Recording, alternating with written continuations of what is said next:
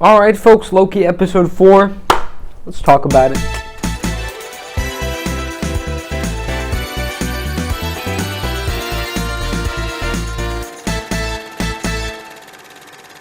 I think I should start off this episode by saying, first of all, immense spoilers, as always, but I knew it. I knew it. I told you I knew it. My theory was right. Go back up there. You can find it up there or up there. I can't remember. I'm too happy right now to remember. But folks, I predicted it way back in my episode 2 review, and I solidified it in my episode 3 review. In case you thought I got shaky on it, never. I knew it, and even I'll talk about it today. Some of my notes that I wrote while watching the episode, even as my theory was, they were like, "No, your theory sucks, Ethan." That's what the show said to me. They sent me a letter, said your theory sucks, and in this episode they tried to prove it, but I knew it the whole time. I knew it. Alright, aside from that, folks, first of all, the episode starts on Asgard, which is dope. And Lady Loki was taken as a child by Ravonna, which is interesting. That means that at one point she was sort of a soldier, and eventually she climbed through the ranks. And it also means she has sort of a dark past, and they will try to make her more of an empathetic villain, or at least try to explain her backstory and not just make her some evil overlord. But which means also that gives sort of credence to the whole Ravonna Kang theory, because they were trying to flesh her out, make her more of a character outside of Loki, it would seem. But it also raises some ethical questions. Why did they try to take Lady Loki? Two sort of theories. Either one, they're just trying to get rid of all Lokis because they know they're going to cause a problem down the line, which is possible, as we see at the end credit scene. I'll talk about that later.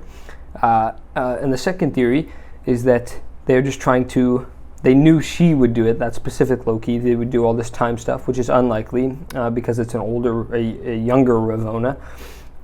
And they just went back in time before she came out, before she grew up to hatch this plan, which would be a paradox in and of itself, but to make her a variant.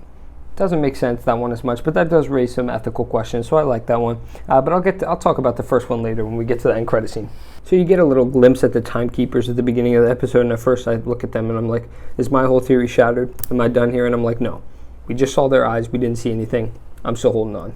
And then the episode goes back to Lamentis, and the VFX is excellent. It's great. And I did predict last episode that the TVA would come and rescue them. It didn't feel as cheap as I thought. I don't know why. But it was all right. You know, they thought they were going to die. They were close. It's whatever.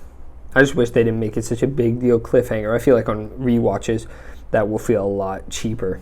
So it seems that Lady Loki's whole plan is just to get revenge against the timekeepers because they took her. Which, first of all, you would think to make that your life goal seems a little ridiculous just because they took you once when you were a kid. And second of all, I'm surprised that no one else, again, in the history of the TVA has ever attempted this.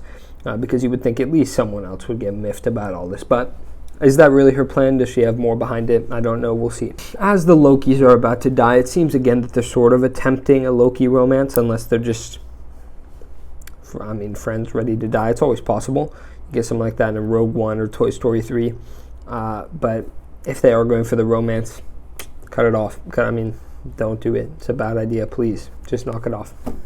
And then you have the Loki-Sylvie relationship is very nice because he obviously cares for her, which is a little funny because after spending 20 or so years with his brother, he never learned to bond with him, but less than a day with Sylvie, and they're already best friends, or lovers. I don't know what they're going for.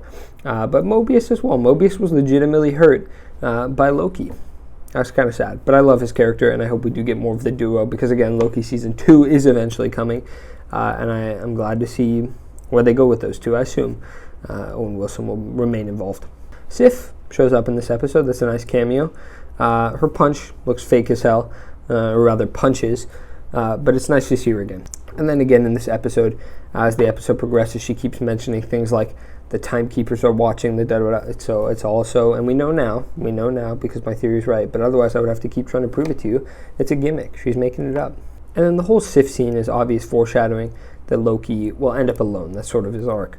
And the question is, where does the arc go? Does he actually end up alone and it's sort of a tragic ending that Sif predicted? Or is it going to sort of be a reverse from that? He gets a happy ending. We all thought he was going to end up alone, but he doesn't actually. Time will tell. The seeds are being planted for the rebellion in the TVA. And obviously, I mean, Hunter B-15, I forgot what happened to her, actually, I don't really remember. But Mobius and Loki are obviously going to come back, both Lokis, and they're going to try and rally these TVA who are actually real people. They had real lives before the TVA, and try and get them to go against Ravonna, who might run into hiding with Kang. I don't know. We'll see. The fight scene at the end is dope. The whole timekeeper stuff. Again, I knew it. I told you folks, I knew it. And it's a dope scene. I love it.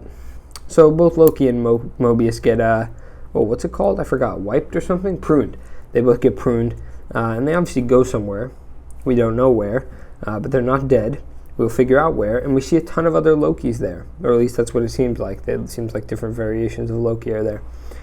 Which would mean that again, they mentioned a line earlier that Loki was the biggest nuisance for the TVA across all variations. And it would mean that the TVA keeps purging Lokis.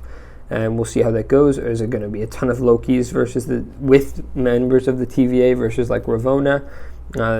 Obviously, the timekeepers no longer exist. We'll see, folks. I'm very excited for where this goes. I didn't expect that they would do this twist this early, but I did expect it, as per my theory. I'm going to keep rubbing that one in because, damn, it felt good to see that confirmed.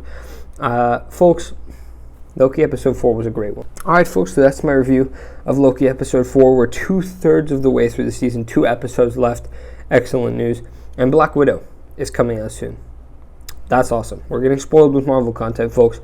Anyways, I have no more theories for you today except for, of course, the ones that I mentioned. And I was right. I'm just going to leave the video with that, folks. I've been EDP Reviews. You have been amazing. I will see you in the next video. Bye-bye.